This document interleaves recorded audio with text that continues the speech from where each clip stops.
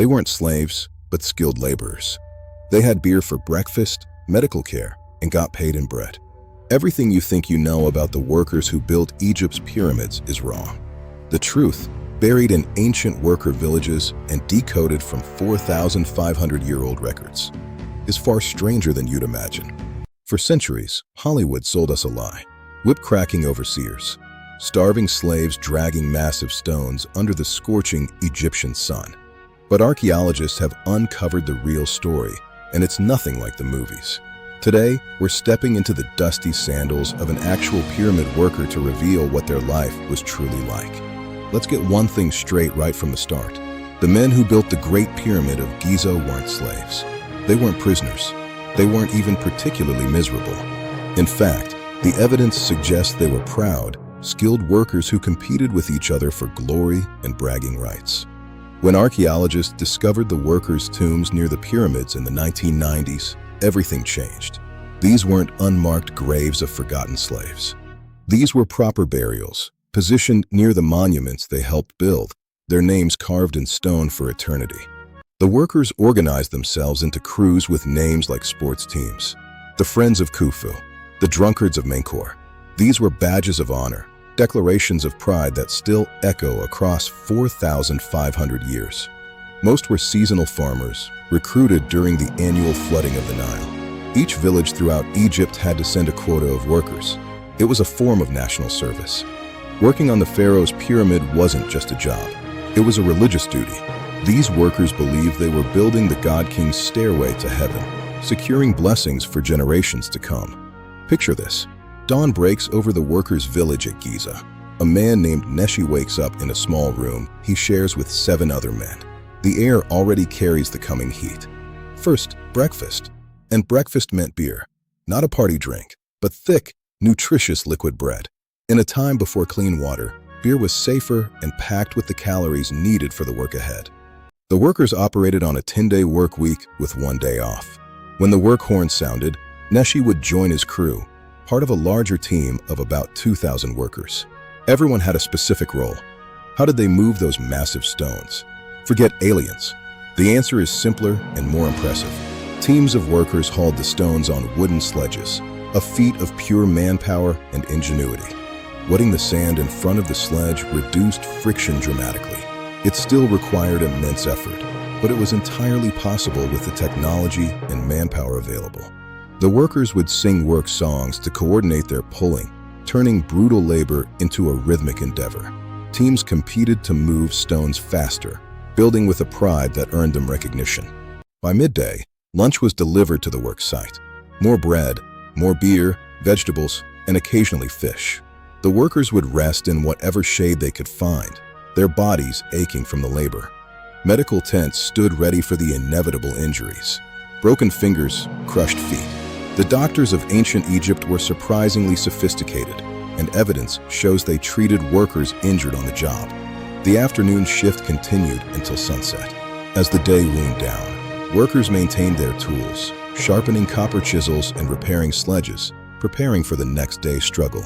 Foremen inspected the progress, making notes on papyrus scrolls. Everything was recorded.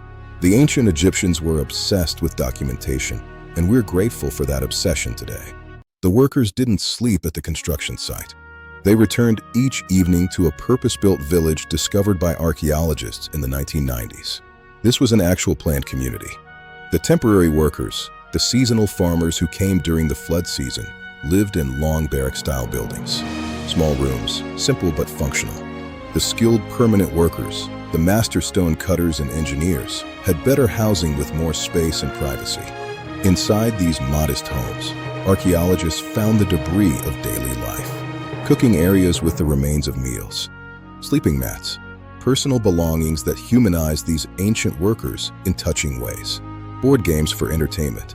Cosmetics. Letters written on broken pottery. One piece carried a message from a worker to his family back home, complaining about the food. Apparently, whining about cafeteria quality is a tradition as old as civilization itself. The village had all the infrastructure needed to support this massive workforce. The bakeries were industrial in scale, producing thousands of loaves daily. The breweries worked around the clock because workers were consuming 4 to 5 liters of beer per day. And yes, they ate meat regularly. Cattle, sheep, and goats were butchered in large numbers. Archaeologists found massive piles of animal bones near the workers' village. These weren't people surviving on scraps. They were being fed well because the pharaoh needed them strong and healthy. There were copper workshops where tools were made and repaired. There were fish processing areas. There were even small shops or trading areas where workers could exchange their surplus rations for other goods. This was a functioning economy, a mini-city dedicated entirely to the construction project. Here's where the story gets really interesting.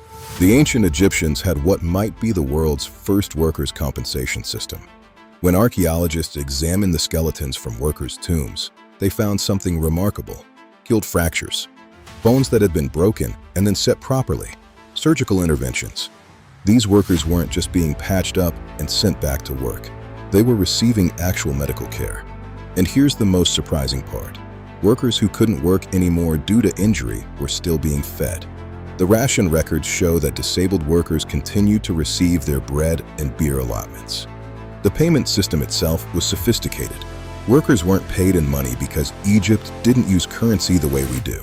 They were paid in rations: bread, beer, meat, linen, and oil. These rations were generous enough that workers could trade their surplus in markets. And we know this system was taken seriously because the historical records document something extraordinary: strikes.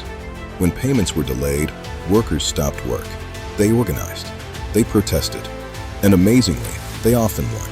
Their demands were met, and the rations were delivered. But perhaps the greatest perk was the honor itself. These workers were allowed to build tombs near the pyramids they constructed. In ancient Egypt, burial location was everything. Being interred near the pyramid meant being associated with the divine for eternity.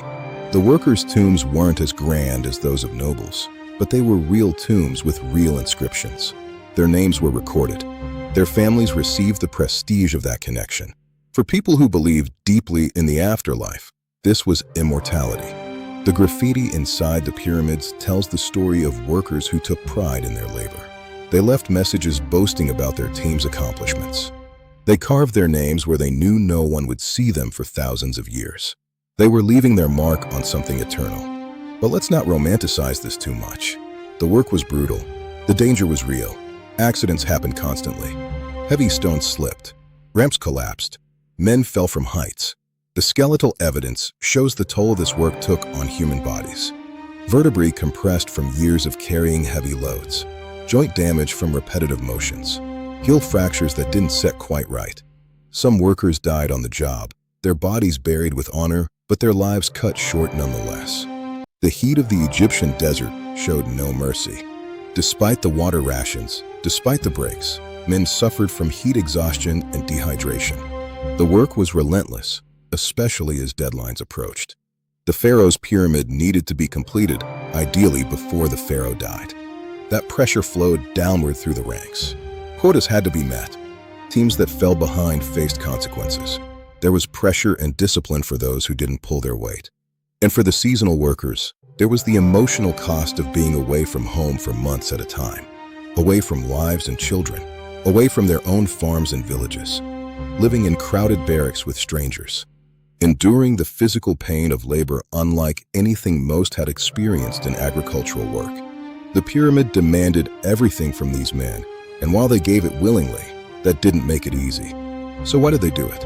Why would tens of thousands of men volunteer for this backbreaking, dangerous work? Why would they leave their families and risk their lives to pile stones in the desert? The answer reveals something profound about ancient Egypt and about human nature itself. These workers believed, truly believed, that they were building the pharaoh's gateway to the afterlife. The pharaoh wasn't just a king.